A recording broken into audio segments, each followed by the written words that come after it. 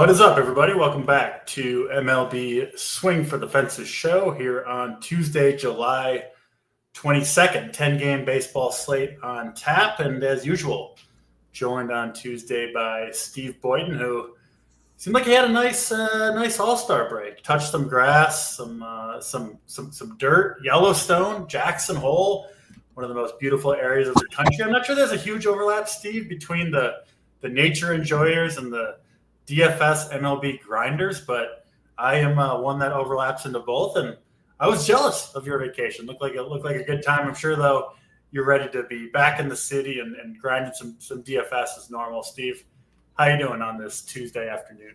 Yeah, you're probably right. The overlap's probably not too big, but it definitely includes both of us. I've always been a big outdoorsy guy before I moved to the city.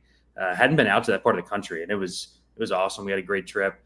Did some hiking, Yellowstone, like you said. So, but yeah, it's always a long couple days. It was good to see a bunch of people have success in the All-Star Game Showdown. I did the show on Friday with stats. We gave away 8 tickets, I believe, in the 121 DC. It was tough because I was hosting and trying to go through all the comments to pick out 8 people at the same time.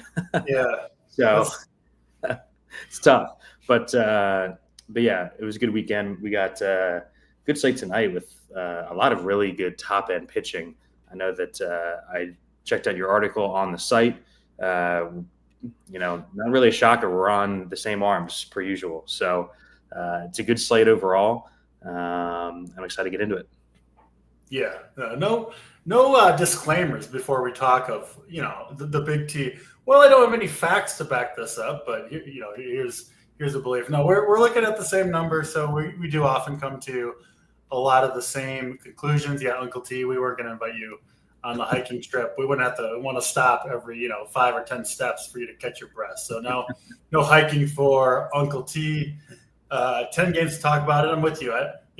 People obviously know I like to pay down at starting pitcher, probably, frankly, more often than I should. But this isn't one of those slates. I don't see a lot down there. And I do like the top end arms, just like you do. So we'll talk about it all as we go, game by game, as always. Let's start off in Tampa Bay.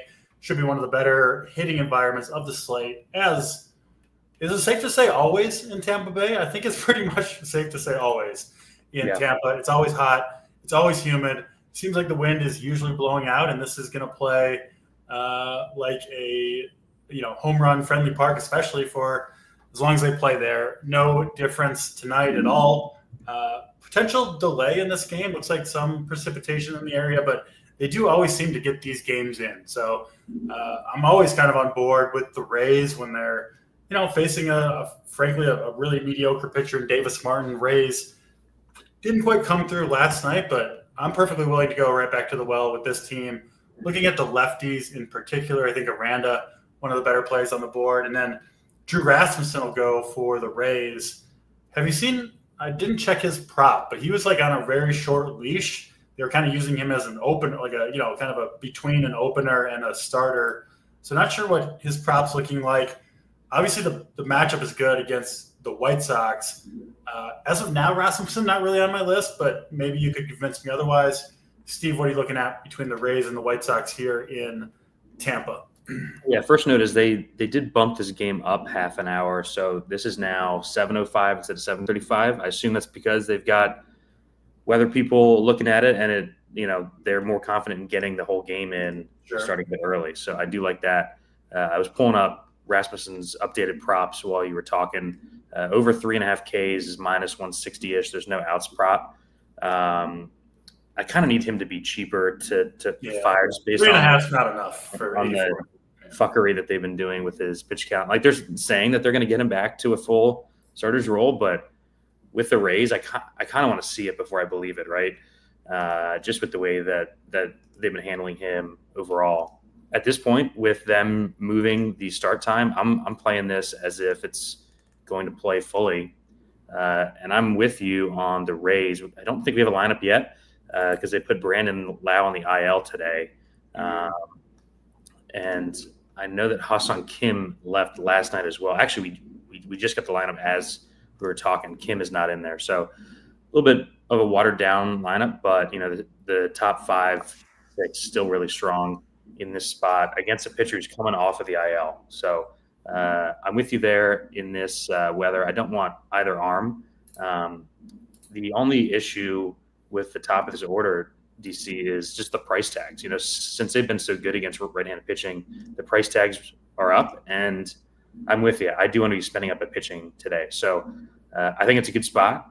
We'll have to see if, these price tags are able to be fit with the pitchers that we want, because like Stimson 4.6, Diaz 4.8, Aranda 4.7, Caminera's up to 5.3, Josh Lowe 4.9. So prohibitive price tags across the board, but undeniably a great spot in great weather.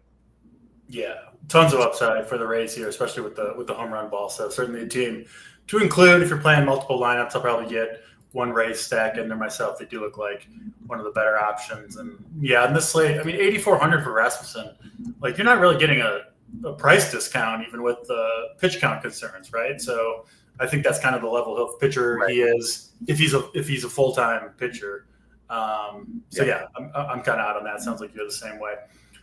Let's get to another interesting game. Yankees and Toronto. In Toronto here, we've got Cam Schlittler going for the Yankees. Rookie pitcher. Looked pretty good his first time out. Stuff is good with him. I don't have a ton of interest in him today. 8K is just too much against obviously a very well-hitting Blue Jays lineup that's really come on strong throughout the year. No Schlittler for me. Not super high on the Blue Jays. I do think they've got some upside against the rookie pitcher who I think these rookies who just haven't made very many big league starts are just more prone to like absolute meltdowns, right? Whether it's tipping pitches or just kind of losing it out there, losing confidence.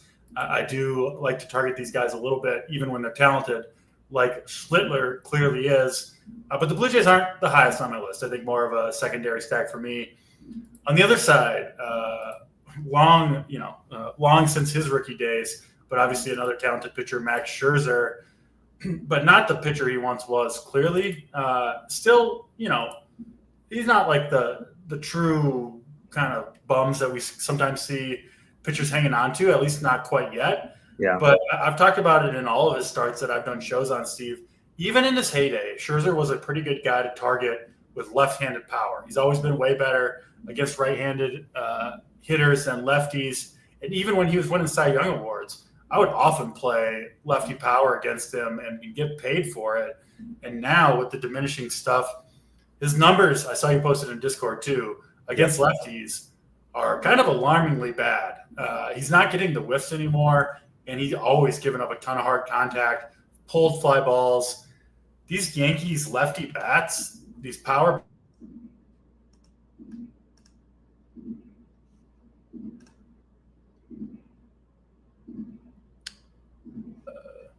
You there, Steve? Yep, I'm back. Yeah, I think one of us went out for a second there. But yeah, these lefty Yankees bats look awesome. Obviously, you can play Judge and Stanton in there if you want to, but really good spot, I think, for these Yankees lefties, which is the primary spot I'm looking to roster players in this game. Guessing you're going to have a similar take, but talk to us, Steve, Yankees and Blue Jays. Yeah, exact same thoughts here. I think Scherzer's going to pick up some ownership too as people look to find some cheaper pitchers on the slate. And I just don't think it's a great spot for him against this offense that's just thrashed right-handed pitching in general. Top 3 weighted runs created plus and ISO over last month. The lineup just really tough for him to get through. You mentioned the numbers against lefties. They've gotten worse and worse over the years. This season, 12% strikeout rate, 295 ISO allowed so far to lefties. And this might be the lineup that has the most left-handed power throughout like the top 6 or 7 in all of baseball. It's just a really, really tough spot for Scherzer. I hope that he gains some steam as like a cheaper option. Yeah, he does have the strikeout upside against the Yankees. We saw it last night. Gossman, who I liked a decent bit, had a great outing, but just not the same type of pitcher that Gossman is right now. So I'm going to be on Yankee stacks. I really like the ownership here across the board. Probably going to have to pick and choose the Yankee studs here just because of the price tags and the pitching that we want to play. But I think it's doable. So I like the Yankees here. I'm not on Schlittler for the same reasons you said. Just a really tough strikeout matchup. They also pushed him back because of some arm soreness. Just not going to play an 8K rookie making his second start against this team with arm soreness on the road. So I actually like the over in this game. I took over 8.5. Wouldn't be surprised if Toronto stays hot. I just at these price tags, DC, I prefer the Yankees side here. Like Springer, Vlad over 5K. Bichette and Barger are nearly 5K. So I'll take the lefties on the Yankee side, and then the righties obviously playable in full stacks as well. Yeah, exact same thoughts. I will say if you're playing Blue Jays, I think as usual with them, the full-on stack, the 5-man stack, I think is the best way to play them because you're kind of betting, maybe Schlittler is still not feeling his best with the sore arm, something like that, in which case, obviously, the entire lineup would benefit. The Yankees, I do think, make a good 5-man stack, but you can absolutely play these guys as one-offs because mostly your home run hunting against Max Scherzer is mainly what we're doing. So a little bit different approaches to these two offenses, but I'm with you. I like the over, and I do think we're going to see runs between the Yankees and the Blue Jays tonight. Next up, Mets and Angels. Citi Field here. Won't be a particularly tough hitting environment, but it does look like maybe the toughest or one of the toughest on this slate. Obviously, we're in the middle of summer here, so it's hard to find good places for pitching. But this one does look like a pretty decent one. You've got two veteran righties here. Kyle Hendricks. He had that one game against the Yankees, but didn't convince me to start playing Kyle Hendricks, and I'm not going to play him here against the Mets. I do think this Mets stack is interesting, at least against Hendricks, who can't, just generally doesn't strike anybody out, and of course, kind of on his last legs with stuff that just doesn't play. And you'll get through some starts with smoke and mirrors, but for the most part, it's going to be a struggle for Hendricks going forward, as it has been the last couple of years. And then Montas, saw you post about him in Discord as well. I do think he is the best mid-range pitcher. And in fact, I didn't find anybody, Steve, on this entire slate below Montas, who's priced at 7,800 on DraftKings, who I was willing to play. I did, note you in my article. I said maybe Boyden can convince me of someone on the show because I would like to have another cheap pitcher. But as I'm talking right now, Montas is really all I've got down there in even the semi-cheap range. Good matchup, I think, for him against this Angels team, who they do, I think Montas's blow-up potential is somewhat high. This Angels team has been hitting the ball hard. They do have home run power, but this is not a home run park, and Montas thrives against right-handed hitters in particular. Yep. There are 6 of them in the lineup tonight. The only lefties are the switch-hitting Moncada and Rengifo, and then Nolan Chanuel, so not the scariest lefties to begin with. I know you're in on Montas as well, Steve. Talk to us, Angels and Mets here.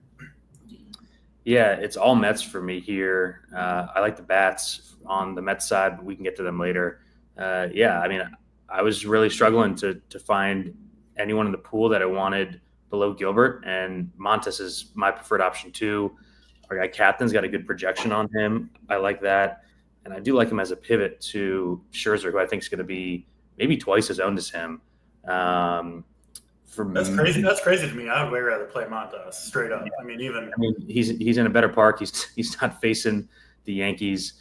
The Angels have been good lately, but like you said, extremely right-handed heavy, and Montas's main strength at this point in his career is getting out right-handed hitters. So it's just kind of a matchup situational play for me. His underlying stuff I think looks decent so far. Agreed. I think we have the Angels lineup. It should be 6 or 7 righties in there. I like Montas the best under 9,200 as well. And then the Mets bats I think are really interesting here. Kind of barbell pricing, right? Like you've got Soto, Alonso, Lindor. Everyone else is super cheap. Kind of makes them easy to stack because they do have so many cheap options after Alonso in the lineup. Hendricks, as we know, is going to pitch to contact. His props are really bad today, even worse than they usually are. and the Angels bullpen has just been horrendous, third worst estimators over the last month. If they get to Hendricks early here, we think Montas is going to be pitching well too. I think this could be like a Mets blowout game where the Angels just kind of punt with their bullpen, and the Mets can kind of stack runs late. So I really like the ownership projections on the Mets here. Everything outside of Coors is going to be fairly low. So this is one of my more favorite spots on the slate. Viento's still cheap. You get the catcher out of the way for cheap. Mauricio. I was going to say, yeah, Steve, I agree with Terry in general. The Mets 5-9, they're definitely free. They suck, but like these hitters, Vientos, Baby, he does have power. All four of them, Alvarez, Mauricio, they can't hit good pitching, right? But you give them Hendricks, who can't miss any bats. These guys have a lot of power. All four of those guys are kind of top prospects. Vientos is hit for power. Alvarez is hit for power. Mauricio is like a physical freak. And Beatty's a pretty good prospect. So yeah, I mean, it's exactly like you said. Like their issue is swing and miss against good pitching. Yep. Especially guys like Vientos, Alvarez, and Mauricio. So this is just the kind of spot where bats like that play up, and I really like them against this bullpen too. So I haven't played the Mets much this year in this park, but on this specific slate where I don't love a lot of options outside of Coors and the Cubs, I think the Mets are number 4 for me overall, maybe number 3. Yeah, I'm going to hop on that. I like the 6 through 9. Vientos, Beatty, Alvarez, Mauricio, Nimmo for 4,300 up top. Yeah, or you can pick one of the studs, at the bottom of the order with the top pitching fits really well too. 100%. Yeah, in on the Mets here and in on Frankie Montas. So seems like we're pretty much in lockstep on that game. Brings us out to Atlanta for the Giants and the Braves. 2 younger pitchers here going. Davis Daniel for the Braves, throwing from the right side, as will be Landon Roop for the Giants. This is one we do have the debut of Rafael Devers at first base, which I think he hasn't hit a home run in like a month. So maybe that'll help Devers. He needs it right now for sure. I'm not really interested in either of these pitchers. I didn't find myself gravitating toward these offenses either. I just think there are some better spots, some spots that I really, really like tonight. We talked about the Yankees lefties, the Mets, some offenses coming up that look really good to me. So I think I'm mostly off this game, Steve, but I mean, 85 degrees in Truist Park, winds blowing out, 2 mediocre pitchers. Wouldn't shock me at all to see either of these offenses go off. There's just a few spots I like better, but where'd you end up with Giants and Braves here? Yeah, I think on the Giants side, it's going to be mostly one-offs and secondary stacks against Daniel. I don't love full stacking this team. We talked about the bottom of the order for the Mets having some power. The bottom of this order, Schmidt, Bailey, Matos just doesn't have much at all. But against a guy like Daniel, I think that they can have some success. We saw Adames go yard last night. Like the top 5, I think, is who I'll leave in the pool here for San Fran. I think we can pull them for one-offs, 2-mans, 3-mans. The Braves went off early last night. Wow. I know that you were kind of leading the charge on the Bird song is not as good. He got. I should have got paid more on my Brave stacks. I had a lot of them. I know he got sent down this morning too. I'm not sure if you saw that. We couldn't throw a strike for like 20 pitches. So the Bird song guys, it's just a rough night, to be a Bird song guy. So glad to hop on the Braves and the Bird song fade with you the last couple starts. But yeah. So that being said, Roop, much different pitcher. He's been really good over the last month or so. Probably a bit lucky, but I'm not sure if you agree. Roop is an arm that I think is going to be solid long term. So I do not like the Braves as much tonight in this spot. So yeah, it sounds kind of weird, but I'm more on the Giants side than the Braves side. I just kind of trust Roop a little bit more, and he's just been great. So on a slate where I kind of want to be condensed a bit more than usual, especially on the bat side. I don't love the Braves in this spot. Yeah, I haven't done a big deep dive into Roop, to be honest. Just kind of one of those pitchers I don't have a strong opinion on either way. Most of them I do, but Roop I think is this is kind of a solid number 3, number 4 type starter. Yeah. Which I think there are better spots to target tonight than Root. But yeah, I do think you could play their offense. And Giants look pretty good too. Davis Daniel, certainly not anything special for the Braves going. Let's get to, I think, one of the more interesting games on this slate, your neck of the woods, Steve. We go to Wrigley Field for the Royals and the Cubs. 2 lefties going here, 2 veteran lefties.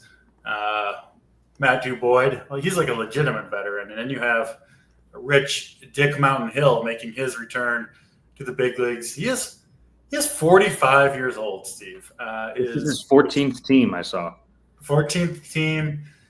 He got injured last year after like 3 innings. Was it a ACL? Or Tommy John? I think it might have been for Rich Hill. I'm not sure what it was.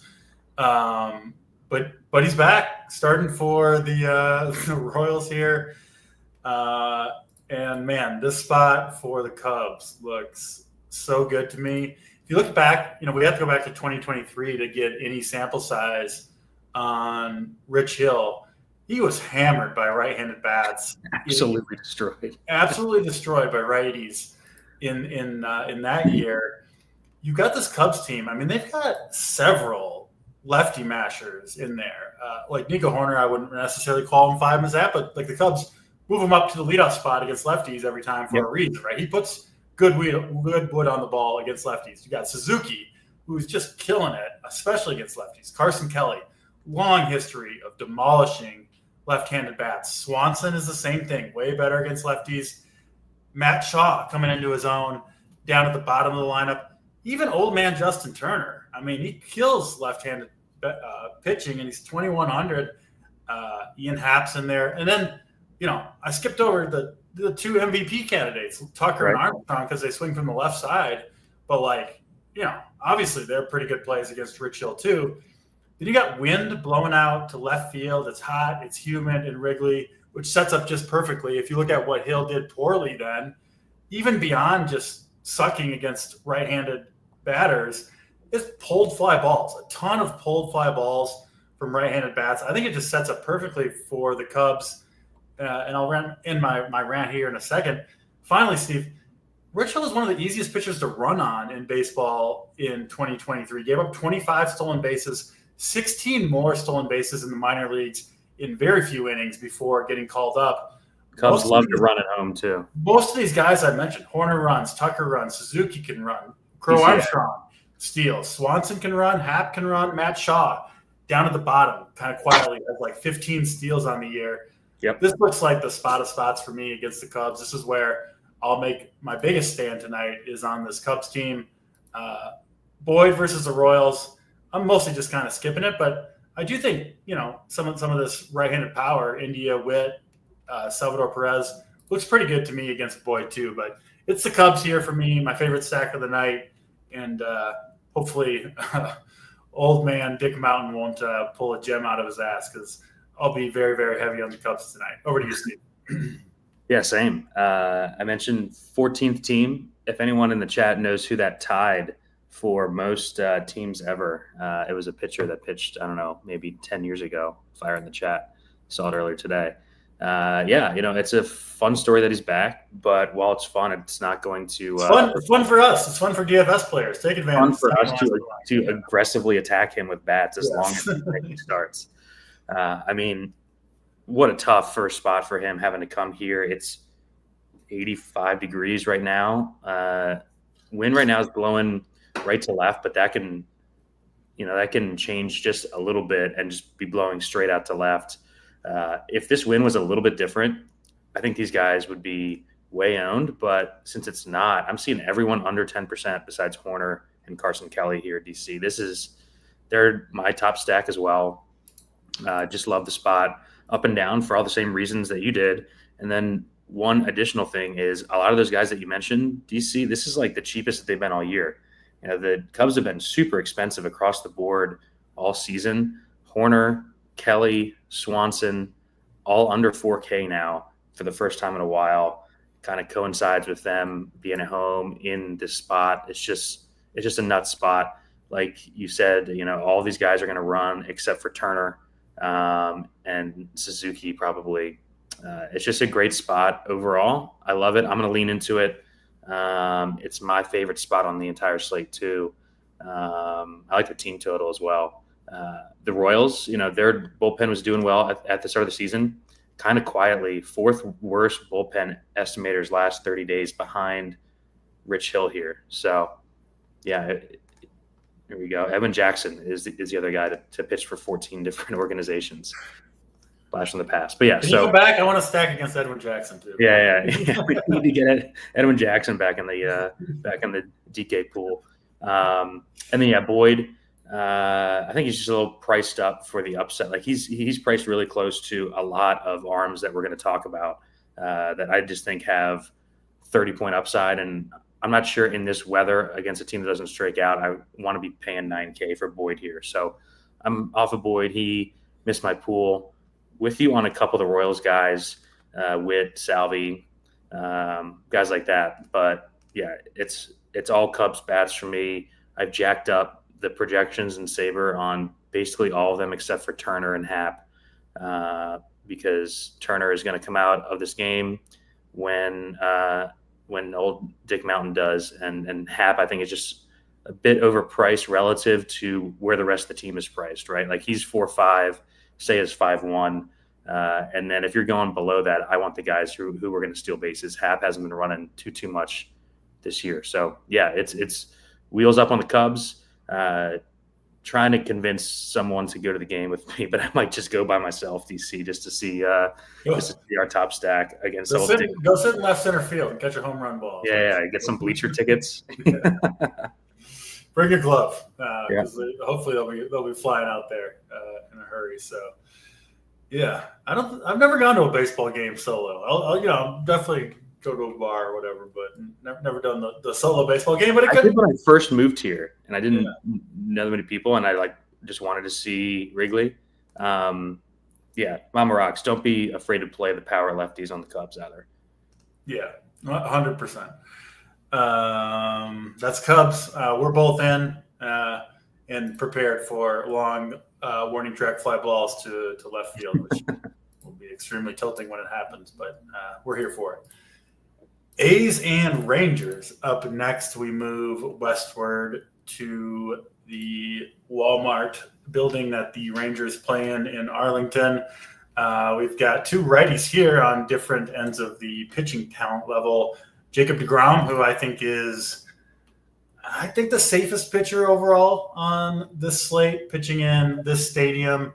High strikeout upside. deGrom, so consistent. I think he had a kind of a rougher start, against the Angels. But overall, deGrom's going to give you, 15, 20 plus with, I think in this matchup, upside for quite a bit more. Played lighter last night. He was pretty solid. I think deGrom could certainly build on that type of start. And I do think, 30 plus fantasy points out of deGrom here against this team is somewhat likely. So deGrom near the top of my list. He's going to be owned like it, 30, 40% owned on deGrom. I think rightfully so. I do think he's good chalk. I am in on the deGrom chain. Probably going to pass entirely on the A's if you wanted to play a super low-owned Nick Kurtz or Butler or something. I don't think it's the worst idea, but not going to get there myself. And then fellow right-handed pitcher JT Ginn will go for the A's. Not sure how many innings he's going to pitch. Probably just, 2, 3, 4 innings, something like that for JT Ginn. Biggest thing of note for him, he's been crushed by left-handed bats as well. Really, really severe split for him. So Seager in particular looks good, but I think Josh Smith, Carter, decent plays as well. But mostly those two guys at the top of the lineup. Smith and Seager is what I'm looking at, Steve. Really in this game, other than deGrom himself. What about you? What do you see? A's and Rangers. Yeah, deGrom kind of starts our pitching part of the slate. We haven't really talked about any arms that we're on because they're all the stud arms in the later games. And deGrom's the first one here. He's going to be battling for highest owned guy on the slate. I'm not really concerned about pitcher ownership on this slate. I'm just going to be condensed around the guys that I want, and deGrom is on that list. I do think that there are some really interesting pivots to him up top that we'll also get to, but hard to argue with the spot for deGrom. Like the only hole you can poke in him is the pitch count, stuff. But I'm not really all that concerned just because he's so damn efficient with his innings.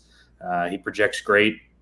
It's a dangerous matchup with the A's. They do hit bombs, but also high upside, second highest strikeout rate in baseball over the last month against right-handed pitching. We saw it last night, like you said. So I expect him to be high owned, but I'm not really concerned there. We've talked about some cheap bats that are going to be able to fit the top end pitching, and that's the way that I'm going to go today on this slate. I'm right there with you. No A's bats for me. You mentioned Kurtz. God, he's been so good. The A's of all teams with the top 2 Rookie of the Year guys, with him and Jacob Wilson right now. Team with some promise if they can ever get some pitching and get out of that park, I guess. Find a home. Texas, I'm with you. I've got the lefties Smith, Seager, Carter, and I left Wyatt Langford in the pool there too. So, the Oakland pen besides Miller isn't great, but I don't really want to be stacking up Texas in this park, but I will allow the one-offs in there if they come through on Sabre. Yeah, Kurtz is he's going to hit 40-plus home runs, I think, for a number of years. So he's got some of the best opposite field power for a lefty that I've ever seen. Yeah, dude's an absolute stud. So he would be the guy, clearly in my eyes, the single best play against DeGrom if you are trying to get some leverage with the home run. Kurtz, no concerns with the park with him. If he gets one, it's going out of any stadium. All right, that brings us to Coors Field. Going to be pretty warm here in Denver. Some risk of rain, but this game will play. And, of course, will be the best park for hitting on the slate, as it almost always is.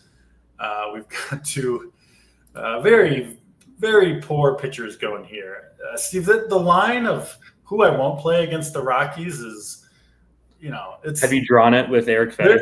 I think Eric Fedde just is like 1 inch below the bar. I just don't know if I can play Eric Fedde even against the pace-eating Rockies, but maybe 6,300. No. Eric Fedde has struck out 1 batter in his last 57 played the guys he's faced. But he faced the Rockies in those. No, I don't think we were talking earlier because his strikeout prop is 3.5. Yeah. Betting the under 3.5 at like plus 130 for Eric Fedde strikeouts against the Rockies would be just a great sweat. Probably not going to get to Fedde. I don't think I'm going to play a ton of Rockies, but Fedde is very, very bad. Could certainly see a case being made for the Rockies here. And then on the other side, Bradley Blaylock starting for the Rockies. He's pitched 66 innings between AAA and the majors this year. And, we don't reference the old school stat of earned run average very often on this show, Steve. But sometimes you don't need to go a lot farther than the old school stat. He's sitting at 9, 1 earned run per inning pitched. If you look at his starts just in Coors, he's giving almost 2 hits per inning. It's just unbelievable how bad Blaylock has been. Can't strike anybody out, can't miss any bats. More walks and strikeouts, gives up power. I don't really see any reason to think that Blaylock is even close to an MLB starting caliber pitcher. And then you put him in Coors Field against, not a great lineup in the Cardinals for sure, but a decent one. I would say most of these guys are legitimate big league bats that are going to be in there. So hard not to like the Cardinals for me. I know they're going to be chalky. I know they're not the greatest lineup in the world, but Blaylock is just awful. And then obviously you got the Coors Field factor. So I'm in on the Cardinals. Even at ownership, I do think they are strong plays here. What are you doing, Steve, with Cardinals and Rockies? I was just looking up because of what someone said in the chat. How many?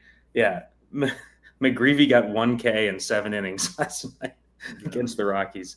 God, it's pathetic. So the Cardinals last night, 16 hits, 6 runs. Was kind of the issue I had with them going into the slate. It's just not a team that hits a lot of home runs. Yeah, but if you give them 16 hits, like you run really bad not to get more than 6 runs. That was going to be my next sentence. But, that's just not going to be the case. lots of like singles that didn't score people. They were super, super unlucky to not smash last night. Burleson left the game. I don't think we have a lineup yet. Yeah. But that makes three of their 4 or 5 best hitters out. Because what's interesting, real quick, Steve, not to cut you off, but if Burleson's out, you almost have a situation where the lineup becomes like almost pinch hit risk free because they're missing. They don't really have anyone else to That's bring what I'm in. saying. Yeah. So I was just going to say it just makes a lineup in cores even cheaper. I mean, we're going to get guys like Seguis starting. So yeah, it's a great spot. This is definitely a full stack type of team though, the Cardinals, because the way that they're going to score is, they have 7 hits in an inning or something like that. So just a really good full stack team. The prices are high, but with Burleson out of there, like it's going to be Donovan and Herrera and Contreras as the expensive guys, and everyone else is going to be cheap for cores. So yeah, I mean, this might be the worst pitching matchup that we've had at cores all season. I mentioned the Fetty struck out 1 of the last 57 batters he's faced. So I have a good friend from back in DC who's like a diehard Cardinals fan, and I asked him how many of the last 60 batters do you think Fetty's struck out, and he said 2, which is a hilarious guess just in and of itself. And I was like, you're way high. I do like the Rockies side of this too, just because of that. A pitch to contact guy. There is power in this lineup. I don't like the full stack as much. The Cardinals pen is good. I don't like the lefties as much as I normally would. The Cardinals have 3 good lefties in the pen, and they use them all the time. Matz has been good as like a longer left-handed bulk option. King is pretty good too. So I'm on the Colorado like right-handed bats and secondary stacks / one-offs here on the Rockies side in general. I just want to keep attacking Fetty. We've had a bunch of success doing that over the last couple of weeks, and on a slate where we haven't really loved a ton of spots outside of the Yankees, Mets, and Cubs. I do want to be on both sides of this game. Yeah, not loyal to the Orioles, just too lazy to get a new hat. But I did promise we'll get a new hat, so it'll happen soon. Mr. Watkins, and actually Cantillo. I wish Cantillo was on the main slate because he's going to have, I think, some success against the Orioles. We don't have time, to talk about games that are off the slate. The back half of the Rockies lineup: McMahon, Tovar, Doyle, Toglia, and I guess maybe Amador too, looks pretty good and pretty cheap. Kind of an average of like 3,600 for those guys. Tovar and Doyle in particular, I think, are good plays in that second half of the lineup for the Rockies. So I am with you there. And got to play St. Louis here, I think. This was annoying for anyone who stacked the game last night. The first inning sack bunt. The Rockies do this all the fucking time. And then they're down 8-1 in the third inning. You're like, oh, our second best hitter sack bunted with nobody out in the first. I do have a rule to not play anyone that sacrifice bunts on the regular, which I guess Tovar should be added to that list, but it's 3,300 in cores against Fetty. So I will say the guy in the majors that does that the most is Jose Herrera for the Diamondbacks. Every single time, it's less than 2 outs with a guy on. It could be a guy on second and 1 out. Herrera is sack bunting, so he is the ultimate auto X. Actually, is he starting? We can talk about him in the next game.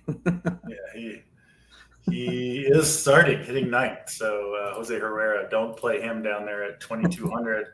But Big T's favorite player, Blaze Alexander, also in the lineup, hitting 8th. So there you go. If you need a cheap Diamondback, that's your guy to play. And I guess we're officially on Houston and Arizona here. 2 lefties.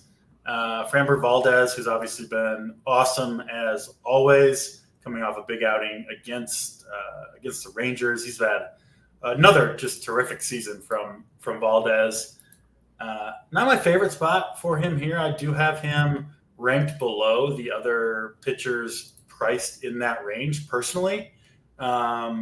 but I don't think he's a bad play. I just like the other guys a little bit better against a tough Diamondbacks lineup, obviously. Blaze Alexander, I don't want to mess with them in the 8-hole. So not playing a ton of Framber. Eduardo Rodriguez, I think I saw you added him to the playbook.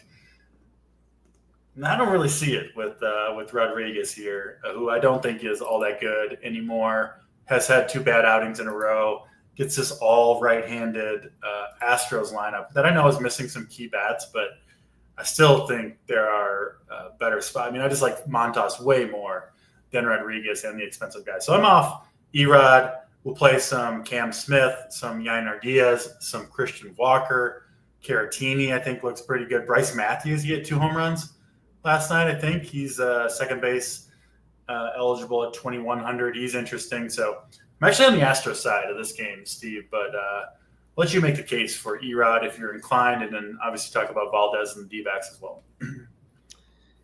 Yeah, I'll get back to the pitchers. I think Houston ends up as like the chalky, cheap team on this slate. Just look at the price tags of this lineup up against a volatile pitcher in Erod in a good hitter's park. I could see this team being like the chalk team that goes with the top arms. Yeah. And for good reason. He is volatile. I do like both pitchers here. I like Montas more than Erod, straight up, but I will have him in the pool. This Astros team is so hurt right now. They lost Paredes over the weekend. I mean, the projected lineup has Dubon, Bryce Matthews, Zach Short, Chas McCormick, and Caratini in it. After the top, I mean, Yainer Diaz has been one of the worst hitters in baseball all season. So you're basically fading Cam Smith, Altuve, and Christian Walker here. And I will say Erod's strikeout rate is higher against right-handers as well. So yes, he's a volatile arm. Yes, I will have some Houston bats. I think it's just like a boom bust spot for Rodriguez. His estimators are outpacing his ERA by a lot. He's due some positive regression for him. And I mean, Gallen didn't get it done last night, but there's a reason why he was 40% owned. This Houston lineup is very bad. It's the worst of the season for them. And like we said at the top of the show, like we're just kind of looking for guys under 9,200. So I'm going to have some Erod. I'm not playing him on my main team or anything like that, but I think he's a reasonable play here. And then Framber, yeah, I mean, like these are the spots to play Framber when no one in the entire lobby is on him. As we've talked about, I don't know how many times, DC, it's not really about opponent for him. It's about him. And he has been on the entire season. I don't like to play him when he's popular. I actually almost never play him when he projects over like 30%. But I love to play him in these tough matchups because he's the type of arm that can get it done against anyone. He's got one start since May 2nd with less than 17 DK, one start since May 2nd going less than 6 full innings. And that's when he struck out 12 White Sox in 5 innings for 30 DK. It's not a clean matchup. I will say the Snakes have been striking out a bit more in the slate lately. But because it's a tough matchup, no one's going to click him. I think him and Mizorowski, who we're going to talk about, both really, really interesting pivots to the DeGrom Gilbert chalk. These are high upside arms who can give you 30 plus if they're on. Framber at 5% owned, I think is just crazy low for how solid and consistent he's been all season. Yeah, I can't argue with that really. And Bryce Matthews, by the way, this year in AAA, 10 home runs, 25 steals. Last year had 15 home runs and 32 steals. Hit the 2 home runs yesterday.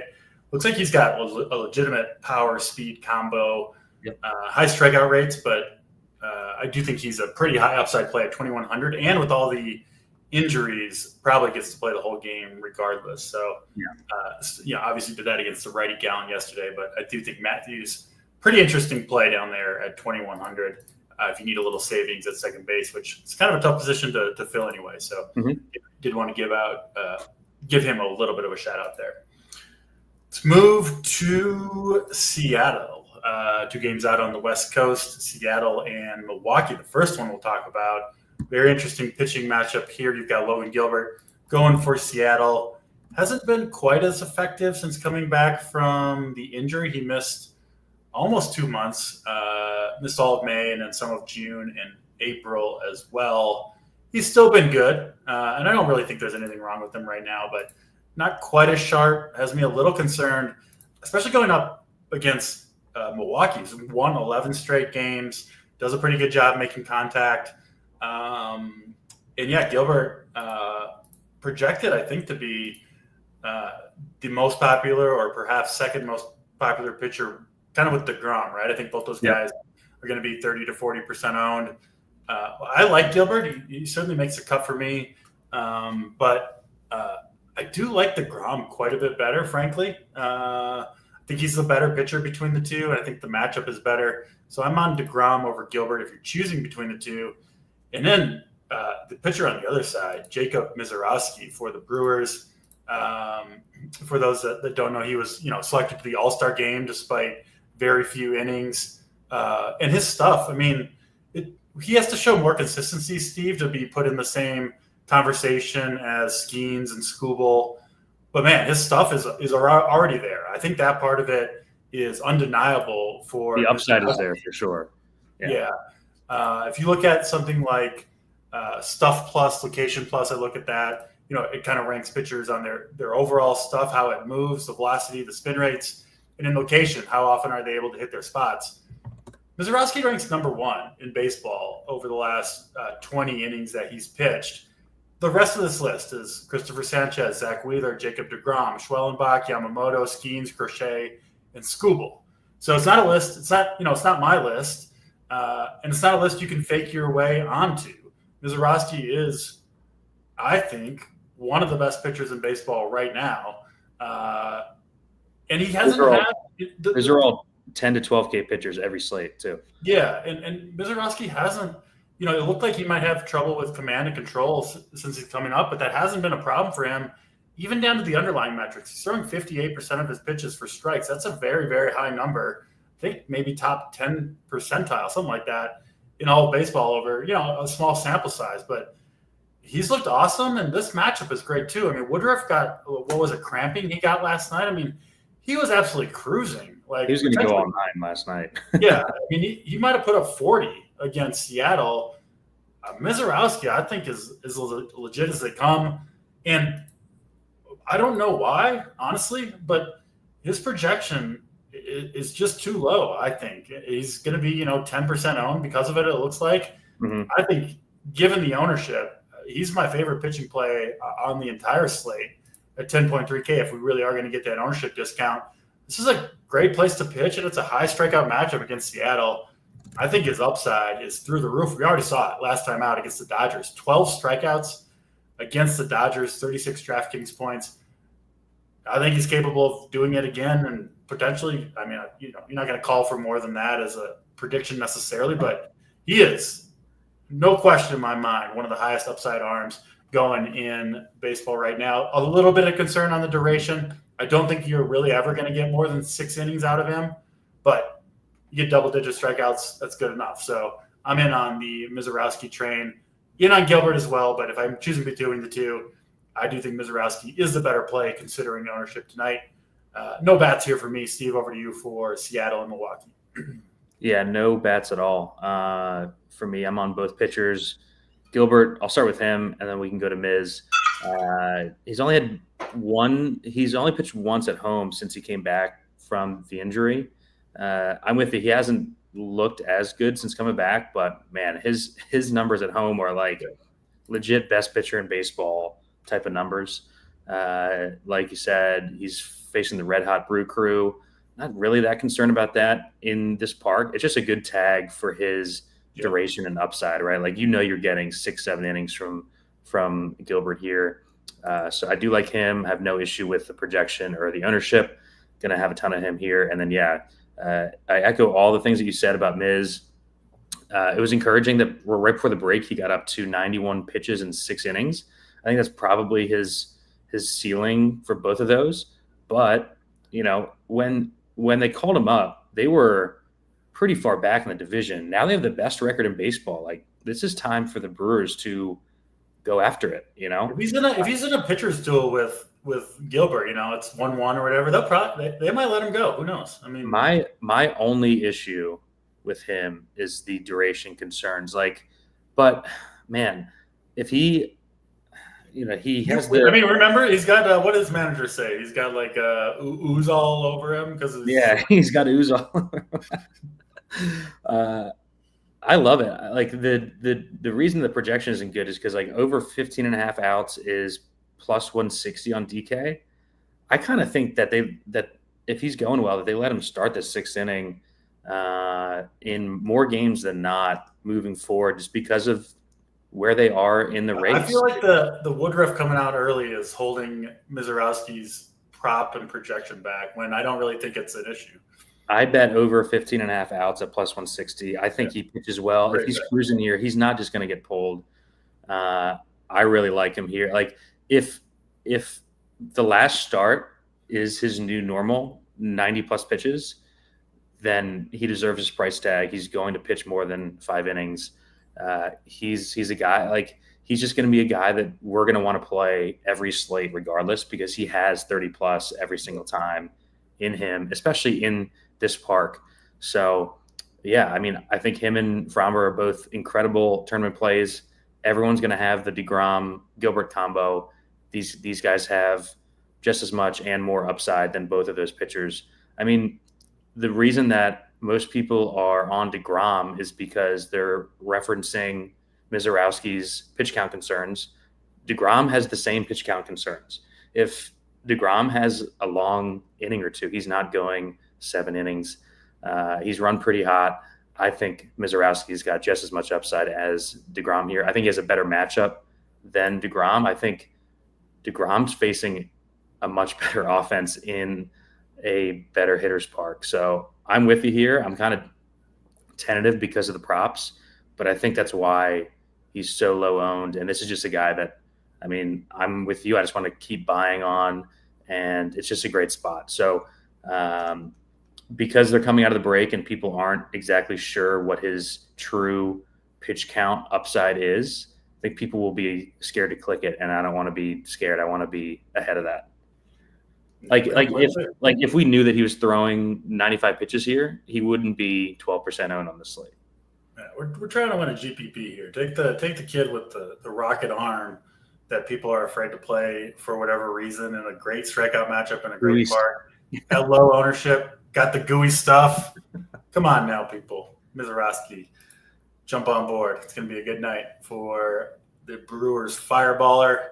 Last game on the slate, Minnesota and the Dodgers in LA. We've got Yoshi Yamamoto going for the Dodgers.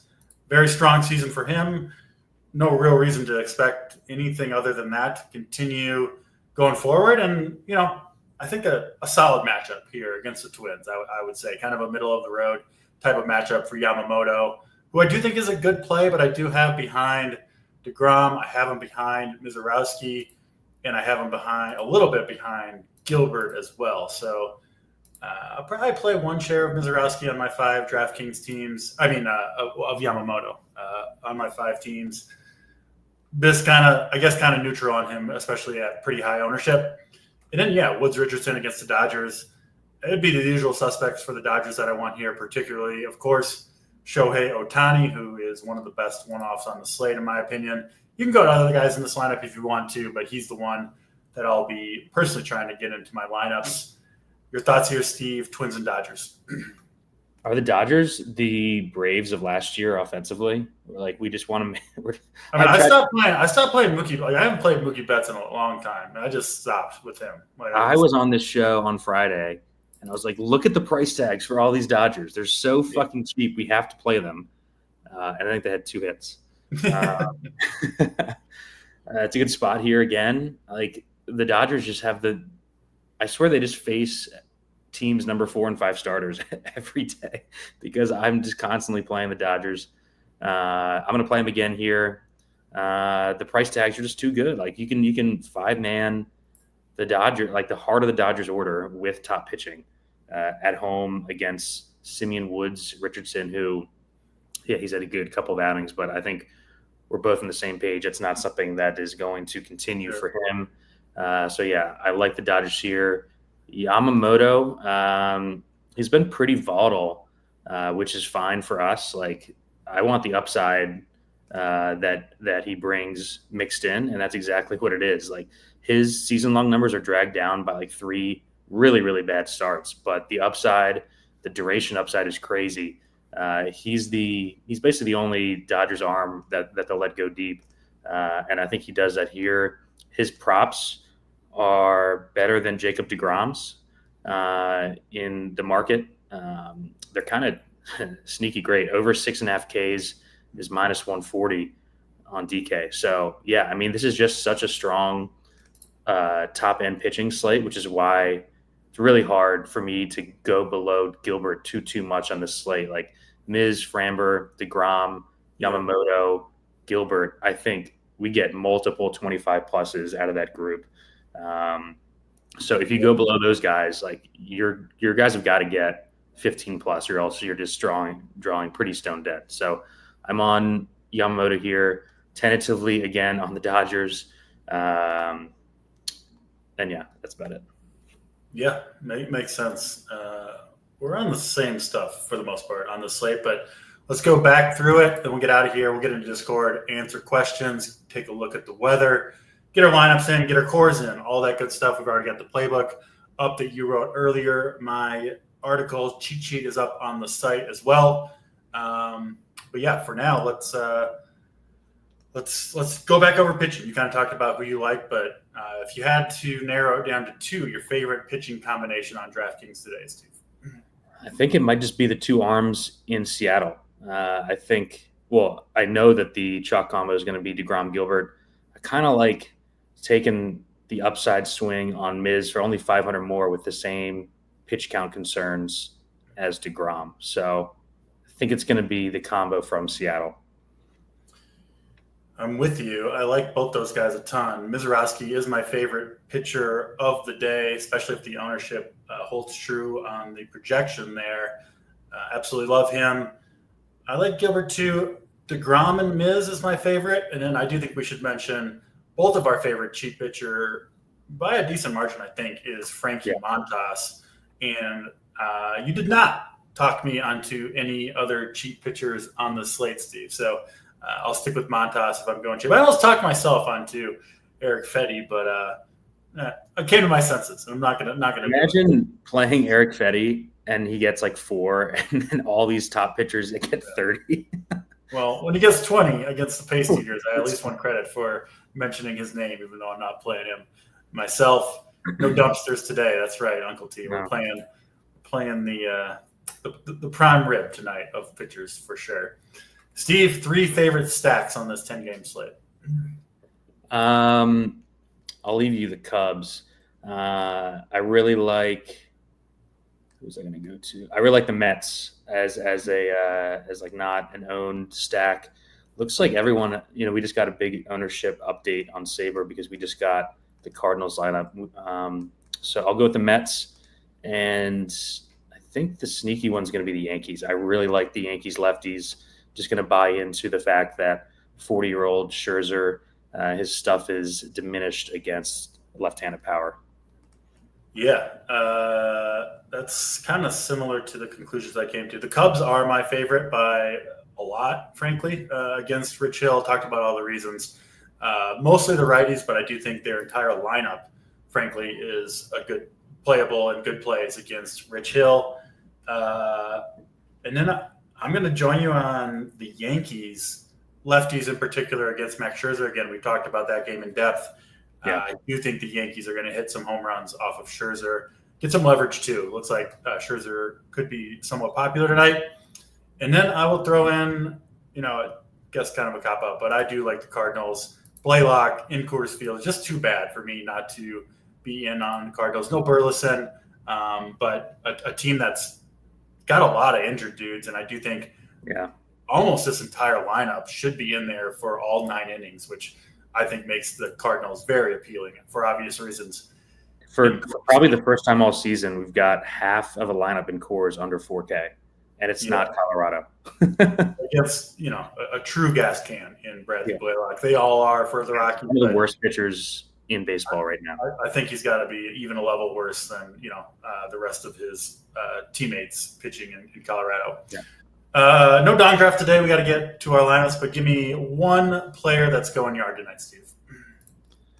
One player that's going yard. It's got to be my guy. I mean, we haven't done the Dong draft in a while. This guy is left on left, one of my favorite players in baseball, now plays in the hometown I live in. Kyle Tucker, left on left, takes old Dick Mountain.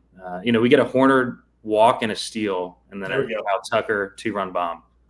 I'm good with any and all Cubs home runs. I'm sticking with the Cubs as well, but I'm going down to the 9-hole, Matt Shaw, who I think is going to start to come into his own for the Cubs, who they need it. A fun division race there with the Brewers, kind of out of nowhere. People didn't expect that, but enough baseball for today. It'll be Steve, you, and stats tomorrow. I think at the normal time, but there is a bunch of early games, so we'll of course have content for both slates up over at Run Pure Sports. But for now, that'll do it. We'll get the show going tomorrow, and we'll be, of course, in RPS for members, getting ready for what should be a very fun 10-game baseball slate. For Steve Boynton, I'm Draft Cheat. We're out of here.